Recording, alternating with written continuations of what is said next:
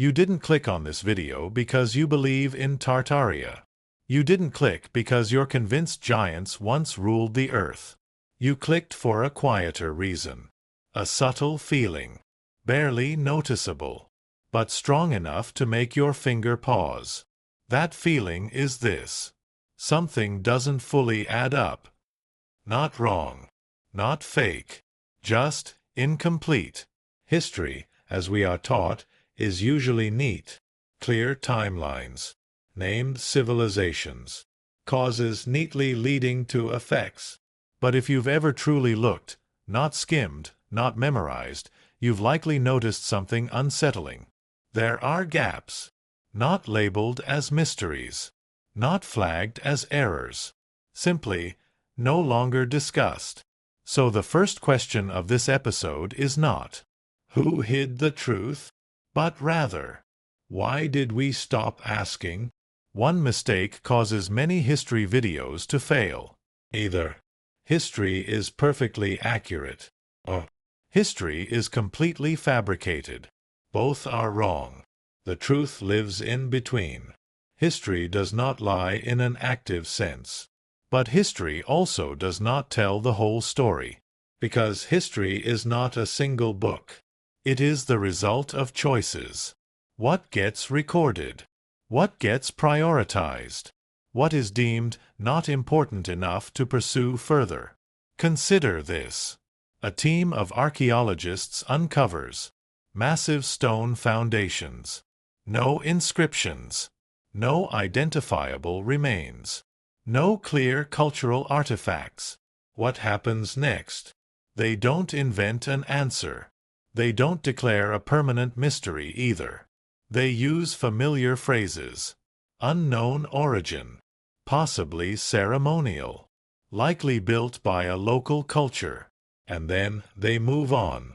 Not because of conspiracy, but because there is not enough data to continue.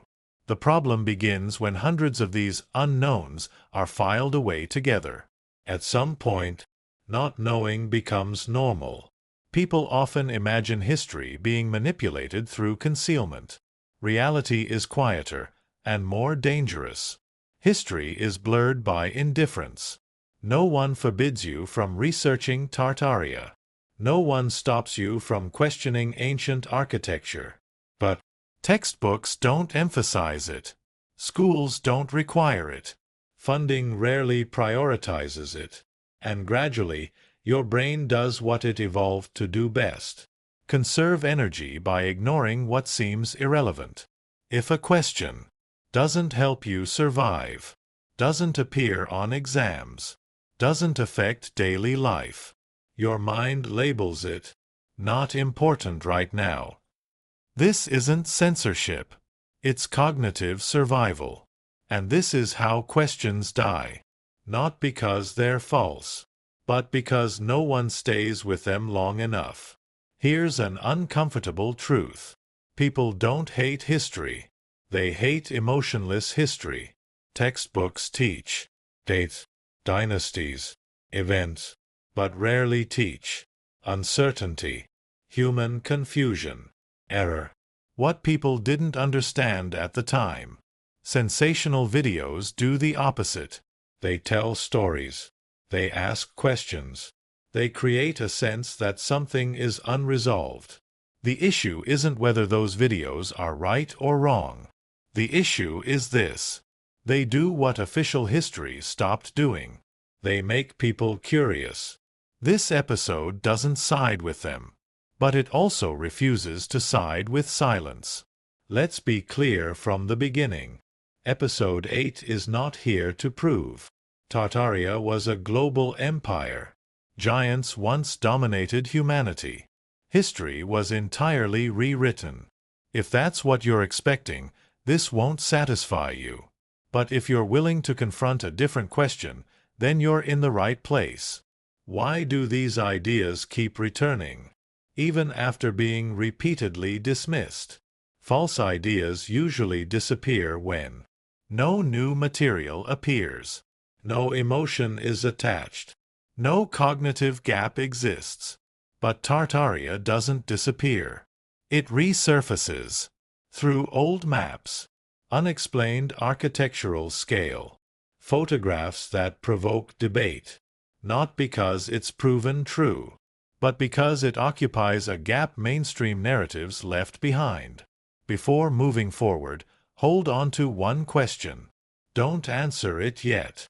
Let it sit quietly as you watch the rest. That question is, what if history isn't wrong, but the way we tell it has become too simplified to reflect reality? No hidden cabals, no shadow governments, just time, cognitive shortcuts, and our need for clean, understandable stories. History may not be distorted by malicious intent, but flattened by convenience. In Part 2, we won't discuss Tartaria. We won't discuss giants. We won't analyze images. Instead, we'll begin with a precise question. How does an assumption quietly become accepted fact? Once you understand that mechanism, every historical debate will look different. Let's start with something uncomfortable. Most things you believe about ancient history were not proven to you. They were repeated. Dates, timelines, cultural labels. You didn't question them because they felt familiar, and familiarity feels like truth. This is not stupidity. It's biology. The human brain evolved to trust patterns that repeat consistently, come from authority, do not immediately threaten survival. In other words, if something is said often enough, and no one around you questions it, your brain stops checking. This is how assumptions become facts, without ever passing through proof. In archaeology and history, many conclusions begin honestly. A scholar might say, based on current evidence, it is likely that we assume this structure was built by. At this stage, nothing is wrong.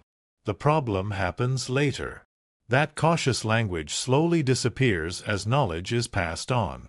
A theory becomes a summary, then a textbook paragraph, then a diagram, then a multiple-choice answer, and eventually, this is how it was. Not because someone lied, but because nuance doesn't survive repetition. By the time a student reads it, the uncertainty is already gone. Human beings cannot store infinite complexity, so we simplify. Civilizations are boxed into names, periods, borders. This helps us understand the past quickly. But here's the risk. Reality rarely respects our categories. When ruins don't clearly match known architectural styles, known tools, known cultural symbols, they create discomfort. And discomfort pushes historians toward the nearest familiar explanation. Not the best explanation, the least disruptive one. Imagine an excavation uncovers massive stone platforms, precision-cut blocks, no written records, unclear cultural identity. There are only a few options. Invest decades more research. Admit a major gap. Assign it tentatively and move on. Option 1 requires funding. Option 2 destabilizes frameworks. Option 3 preserves continuity. Guess which one usually wins? Again, not conspiracy, just institutional momentum. Here's a critical point many videos miss. People don't turn to giant skeletons and Tartaria because they hate science. They turn to them because official explanations feel incomplete. Unanswered questions are left hanging. Scale and precision feel underexplained.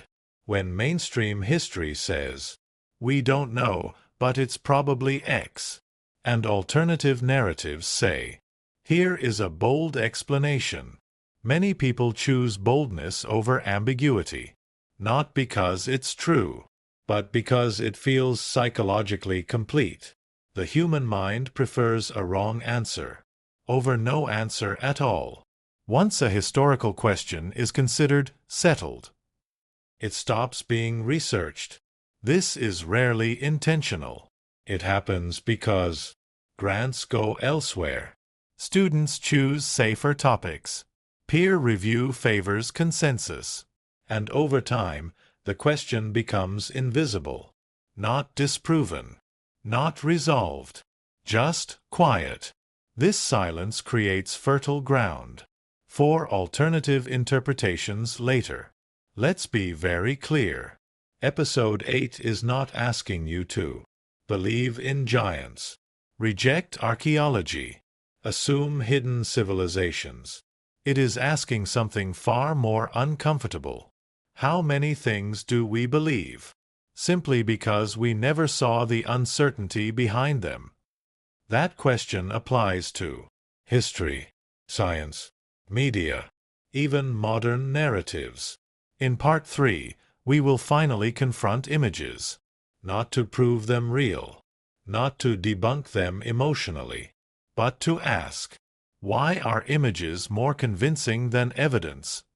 Once you understand that, fake photos and real ones will never affect you the same way again. Before we talk about giant skeleton photos, ancient ruins, or mysterious maps, we need to understand one critical thing.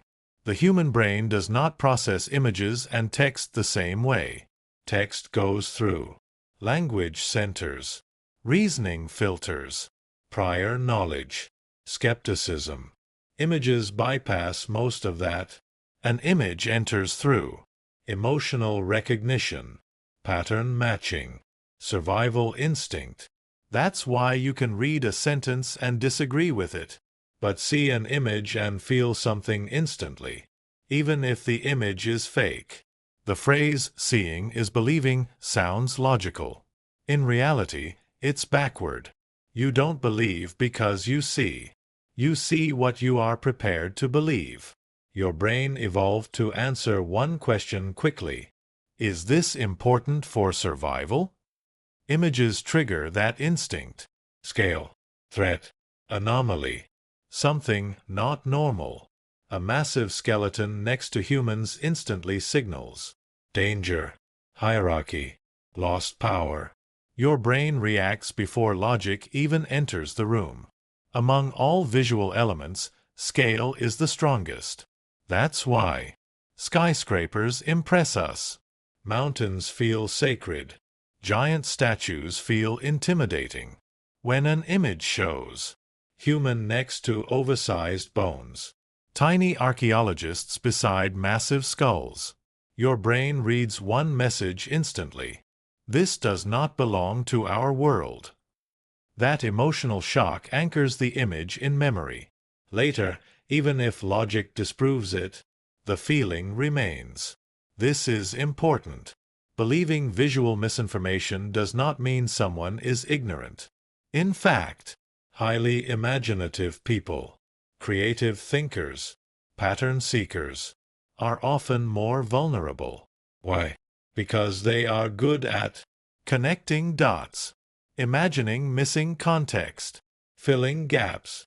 When an image lacks information, their brain completes the story automatically. This is how a single photo becomes evidence. A caption becomes history. Most viral images share one thing.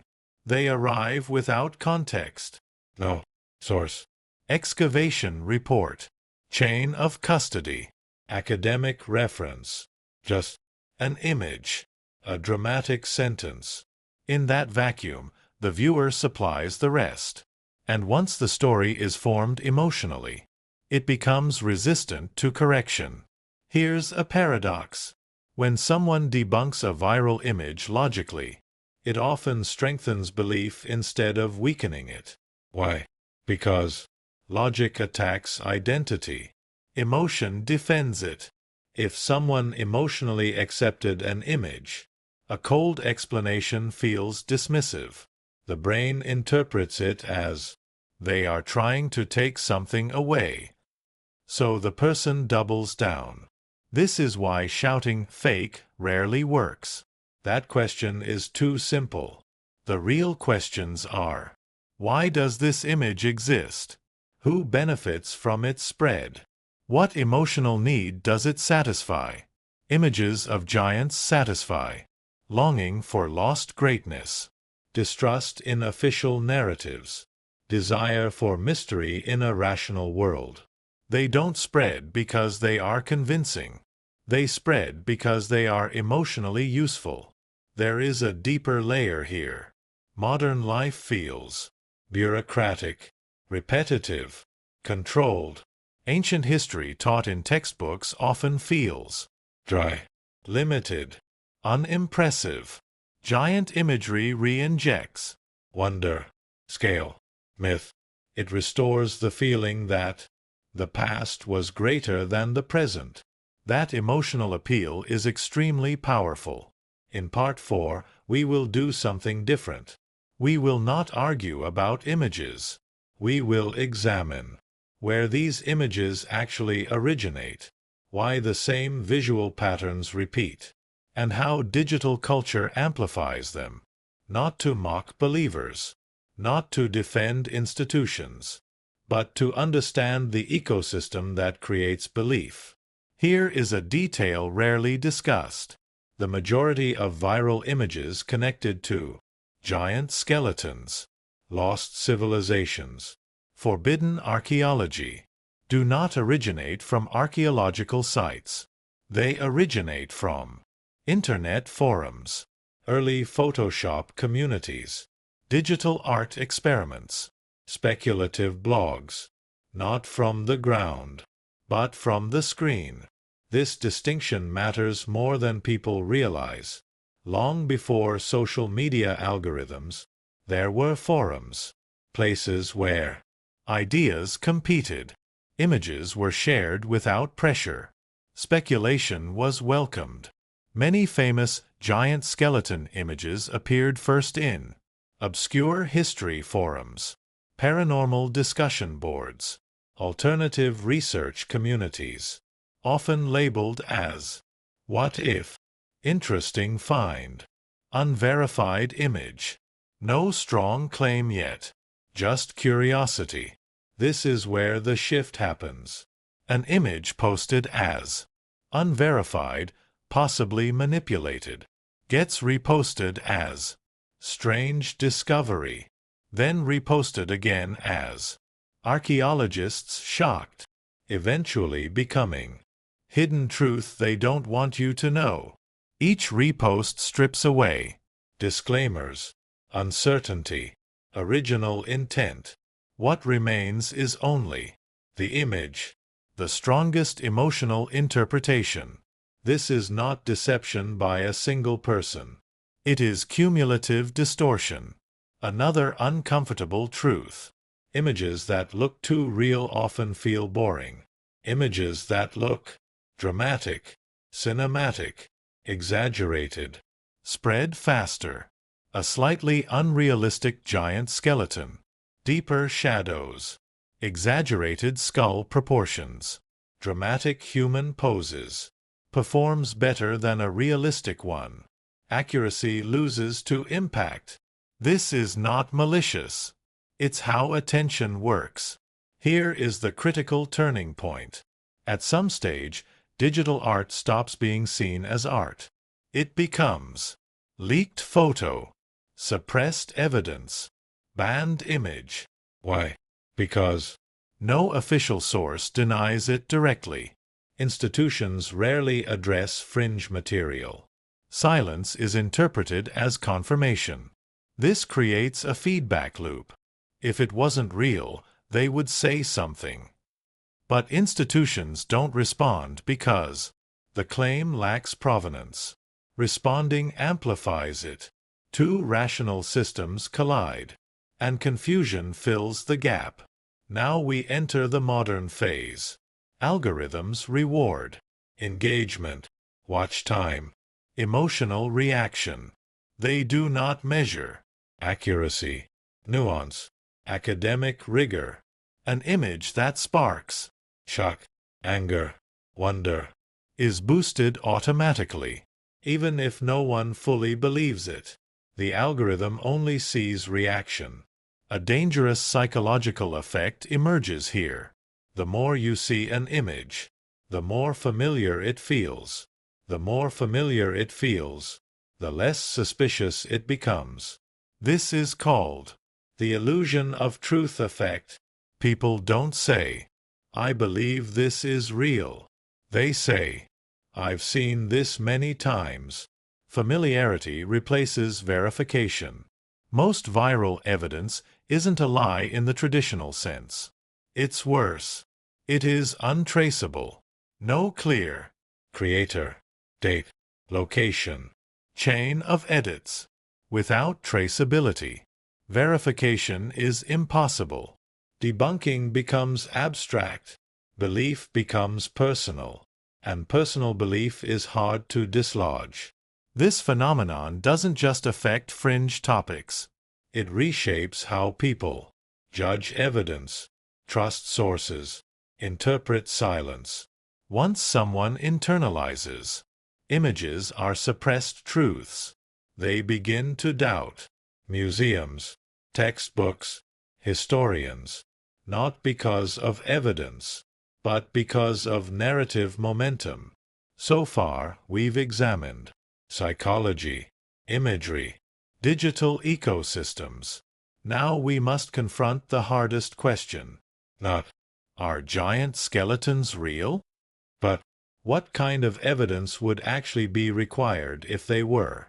In Part 5, we move from belief to standards, from emotion to physical requirements, biological limits, archaeological expectations. This is where many stories quietly collapse. Most discussions about giant skeletons begin with images, but serious investigation begins somewhere else. It begins with a difficult question. If giants truly existed, what kind of evidence would be unavoidable? Not possible, not interesting, not suggestive, but unavoidable, because real beings leave real traces. Let's start with biology. Large organisms leave more evidence, not less. If a species regularly reached 3 meters, 4 meters, or more, we would expect multiple skeletons, partial remains, pathological bones, growth anomalies, not a single perfect skeleton, not a dramatic photograph, but patterns. One of the biggest misunderstandings is scale. You cannot simply enlarge a human skeleton. At 4 meters tall, bone thickness must increase disproportionately. Joints must change shape. Spine curvature must adapt. Muscle attachment points must expand. These changes are measurable, and importantly, they cannot be mistaken for normal human bones. Even fragmentary remains would look different. This is a crucial point rarely discussed. Evolution and variation do not jump. If giants existed, we would expect unusually tall populations, gradual size transitions, skeletal diversity. In the archaeological record, we do see very tall individuals, populations with larger average height, but not a separate class of anatomy. There is no silent boundary where giants disappear. Biology alone is not enough. Large bodies require more food, stronger tools, reinforced shelters. This would leave traces. Oversized tools with ergonomic wear, cooking structures scaled for mass consumption, living spaces adapted for height. Architecture alone is not proof, but use patterns are. Stone buildings can be reused. Bones and wear marks cannot. Nearly all giant skeleton stories rely on one photo, one site, one discovery. But archaeology never works that way. Real discoveries cluster. They repeat. They appear in layers. When something is real, it is found again, and again, and again. Silence between claims is not mystery. It is absence. Let's address the most common response. The evidence was hidden. To hide evidence of giants, one would need to suppress hundreds of excavations, alter museum collections globally, silence independent researchers across nations, erase private collections, control competing institutions, across centuries, across rival empires, across hostile governments. This level of coordination leaves more evidence than giants ever would. History does contain suppression, but it looks like destroyed texts, banned ideas, restricted access, not global physical erasure of bones. Physical matter is stubborn. It resists narrative control. Bones survive floods, fires, wars, and neglect. They don't disappear quietly. Here is an uncomfortable truth. If giants were real, they would be the greatest discovery in anthropology, biology, evolutionary science. Careers would be made overnight. Institutions would gain prestige. Funding would flood in. Science does not lose by discovering giants. It loses by ignoring reality. Could giants exist? In theory, perhaps. Did they exist? That requires probability. Probability is built from multiple independent lines of evidence, biological consistency, archaeological repetition. Possibility excites imagination. Probability convinces the mind. So why does the idea survive? Because images bypass standards. Stories fill emotional gaps. Mystery feels better than uncertainty. The giant narrative is not sustained by evidence. It is sustained by meaning. In Part 6, we will not dismiss curiosity. Instead, we will ask, if giants were not real as a species, what were people actually seeing, finding, or misunderstanding? From fossil misidentification, ancient symbolism, exaggeration in art, psychological projection. This is where myth meets material reality, and where the story becomes more human than supernatural. When physical evidence becomes uncertain, the human mind does not stop. It compensates. This is one of our most ancient traits. When we cannot explain something clearly, we do not leave it empty. We fill it with meaning. Giants live in that space, not as bones, but as symbols. From Nephilim in biblical texts, Jotnar in Norse mythology, Titans in Greek stories, giants in Native American legends. The pattern is universal. But universality does not equal physical reality. It often indicates something deeper, a shared psychological structure. Cultures separated by oceans created giants independently, not because they saw the same beings, but because they faced the same questions. One interpretation is often ignored. Giants may not represent bodies. They may represent time. Ancestors lived in worlds that felt more dangerous, less controlled, more overwhelming. Nature was larger. Threats were greater. Survival was harder. To later generations, the past itself felt giant. Stories enlarged people to match the scale of memory. Throughout history, humans found bones they did not understand. Large animal femurs, mammoth skulls, fossilized remains. Without modern biology, interpretation followed imagination. A massive bone did not mean extinct animal. It meant something enormous once lived here. Over time, retelling sharpened the image. The bone became a giant. The giant became an ancestor. The ancestor became a legend. Ancient art exaggerates. Kings are carved larger than subjects. Gods tower over mortals. Heroes dwarf enemies. This is not deception. It is symbolic scale. Size represents power, importance, moral weight. Modern viewers mistake symbolic proportion for physical proportion. We read art literally, when it was never meant to be. This may be the most uncomfortable insight. Giants survive because the modern world feels small. Our lives are scheduled, regulated, measured. Mystery is rare. Wonder is curated. Discovery feels finished. Giants restore. Oh, lost possibility.